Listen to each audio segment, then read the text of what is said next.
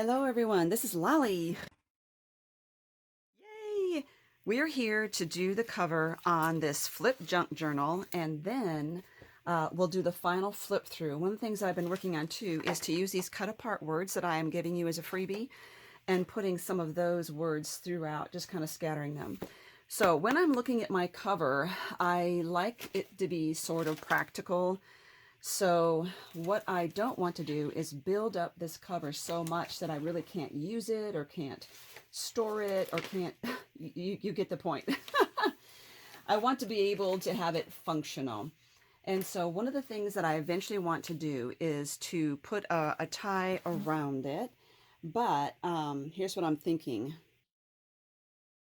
I would like to kind of play with it, use it for a while, maybe. I think I'm just going to tie a ribbon around it instead of gluing one on. And by gluing, I mean, you can glue something right here and then tie it, and that way when you untie it, the ribbon is still attached. But I think I'm going to do a separate, not actually attached ribbon, because I can always change my mind later and work and put it and glue it on then. So, but the thing is to think about when you have a ribbon wrapped around the middle, and I'll use this as an example, though I wouldn't use this because of the shape. When you have a ribbon here and it's being opened and shut, I don't want embellishments right across the center.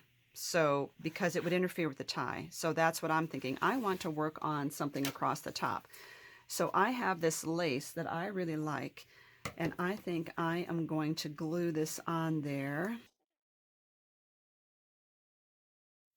I'm just putting it across the decorative paper, not going all the way to the white. And I'm going to turn this sideways. I'm going to pay attention to where this ends on my paper. And I know that with this, I'm using Fabri-Fix. Fabri-Tac is a little tackier than Fabri-Fix. Because this is, the excess is going to squirt through my work, I'm not actually putting excess on there.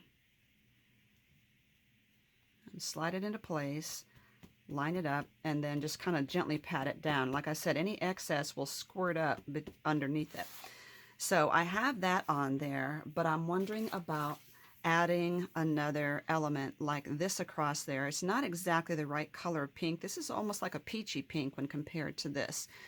Or could put it across the top, and that way it looks like, or I could even use like two different elements across here. I could use one like this and another right at the top of that one. I think I'll do that. So I said I wanted to, and with this one I try to cut it so that, I need my fabric scissors, which are not with me. I try to cut it so I'm not cutting one of the loops in half if possible. So I'm measuring this out, so I'm cutting between the two loops.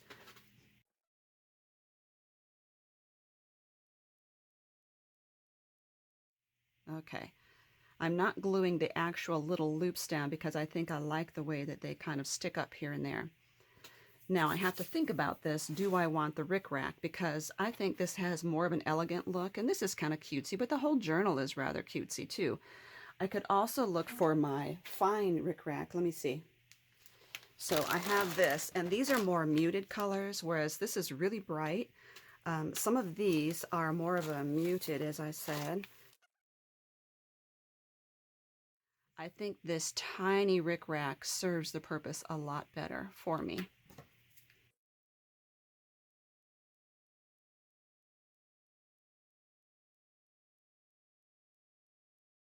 I feel like I'm putting false eyelashes on, which is funny because I've never done that, but I guess I've seen a few videos of women putting false eyelashes on, so this is what it reminds me of.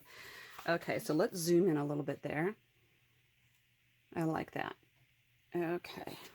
I like that this rickrack is very petite and it's not overpowering like the bigger rickrack was. All right, next up, I have these chipboard pieces, and I like this word sweet, and I think I could put that on there and you would still see, the lacy items underneath that.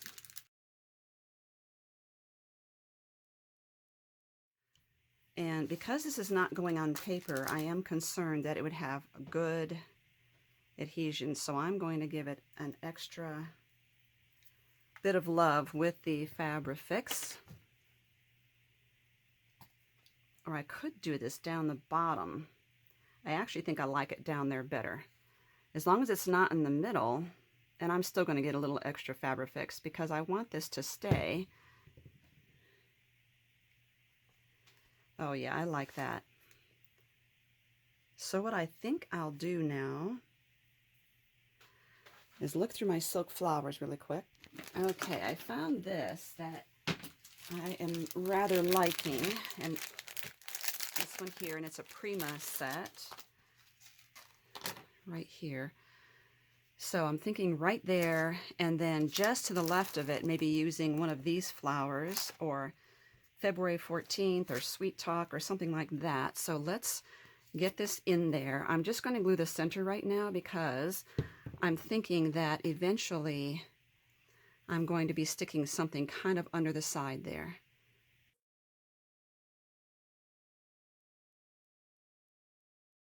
I want to particularly take note of these. I think it's kind of anticlimactic after seeing the beauty of this to have that there.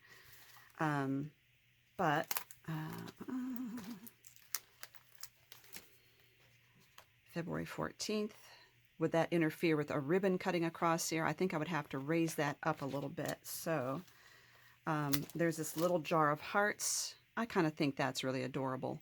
So let's put that in there.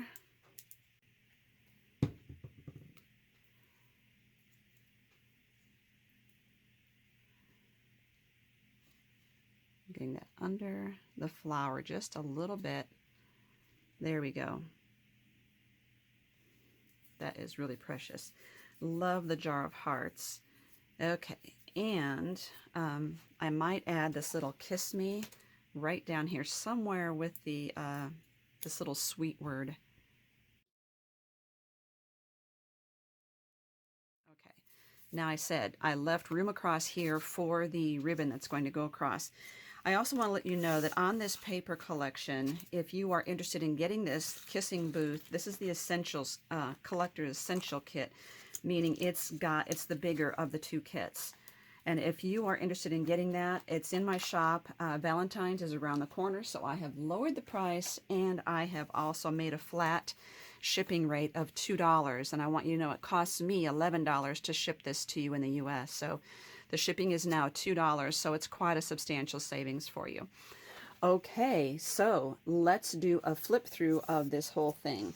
And sorry about my writing here. I was playing around with my marker, but I thought I'll just leave that on there instead of recycling this paper. Okay, so let's do the full flip through of this.